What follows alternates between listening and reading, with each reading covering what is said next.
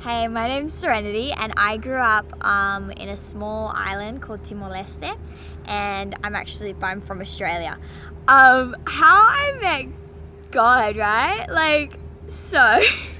I was raised in a Christian family, but I remember when I was 4, I was like, how did God make bones? I knew that he made everything else, but I was stuck on bones. And then my dad brought this video back about how cells reproduce and break up and all that.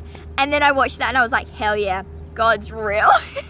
So after that, I was kind of decently into God, but it wasn't until I was 13, 14 that I was like, hey, am I just believing this because my parents believe it? And my parents were super chill. If I wanted to just explore other religions or whatever, they would be like, oh yeah, go for it, girl. But I was like, do I really believe this for myself? So I started reading through the Bible. So the Bible's got those 2 parts, and there's a part of it, it's the second half, and it's the New Testament. And I started reading through that, and then I just was what the heck?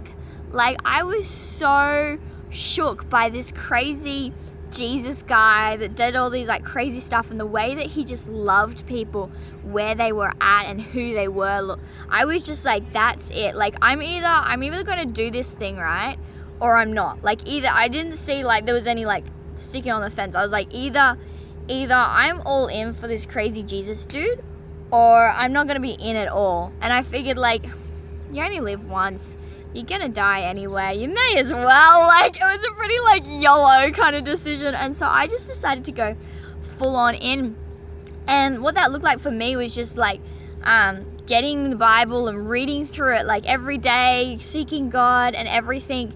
And I was just wow, isn't that crazy? Now, of course, I was 13 at the start of teens, and there was definitely different stuff that happened in my life that was just really hard to go through.